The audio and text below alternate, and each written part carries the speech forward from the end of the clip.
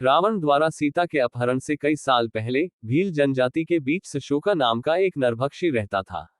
वह मध्य भारत के जंगलों में घूमता था और राहगीरों को मारकर और उन्हें भोजन के रूप में खाकर अपना जीवन व्यतीत करता था। एक दिन शिकार की तलाश में जंगल से गुजरते हुए साशोक को एक छोटी सी झोपड़ी मिली, जिसके बाहर एक साधु बैठा था जो ध्यान में डूबा हुआ था। उसने पहले कभी किसी अन्य इंसान को उस अवस्था में शांत, निश्चल और शांतिपूर्ण नहीं देखा था। ऋषि को, जो समाधि में लग रहे थे, देखकर शशोक के भीतर कुछ हलचल हुई और वह ऋषि की ओर आकर्षित हो गया। आप बहुत शांति में हैं। जब शशोक ने खुद को ऋषि के सामने खड़ा पाया तो उसके होश उड़ गए। मैं तुम्हारे जैसा क्यों नहीं हूं? तुम कौन हो बेटा? ऋषि ने आंखें खोलते हुए पूछा। आप क्या चाहते हैं? भील ने उत्तर दिया, मैं शशोक, नरभक्षी हूं। मैं खाने के लिए लोगों को मारता हूं और भूनता हूं। लोग मुझसे डरते हैं और मुझे इससे खुशी मिलती है। लेकिन आप दुनिया के साथ इतनी शांति में हैं। मैं चाहूंगा कि आप मुझे पसंद करें। ऋषि मुस्कुराए। मुझे खुशी है कि तुम्हें अपने कर्मों पर पश्चाताप है, लेकिन आप जो मांगते हैं वह आपको नहीं मिल सकता, कम से कम तुरंत नहीं।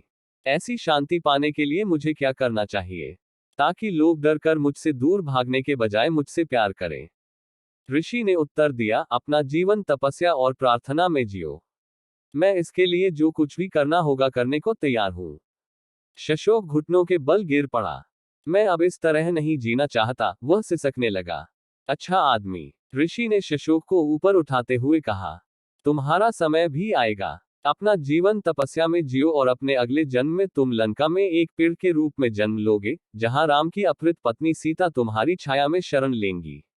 अपने आंसू पोंछते समय साशोक की आंखें चमक उठी। एक दिन ऋषि ने आगे कहा, हनुमान, वानर सीता की खोज में आएंगे। जब वह अपनी पत्नी को राम का संदेश सुनाएगा तो वह आपकी शाखाओं पर बैठेगा। उनकी बातें सुनकर सीता की पीड़ा और दैख दूर हो जाएंगे। उस क्षण तुम्हारे पाप भी धुल जाएंगे और तुम्हारा दैख हमेशा के लिए दूर हो जाएगा। शशोक ने ऋषि के सामने सिर झुकाया। मैं उस दिन का बेसब्री से इंतजार करता हूँ, उसने कहा। और ऋषि ने घोषणा की, तुम्हें अशोक के नाम से जाना जाएगा, वह पेड़ जो दैख को दूर करता है। इसलिए यह है कि अशोक वृक्ष, जिसके गहरे हरे पत्ते और प्यारे लाल रंग के फूलों के नीचे सीता ने शरण ली थी, दैख की अनुपस्थिति से जुड़ा है।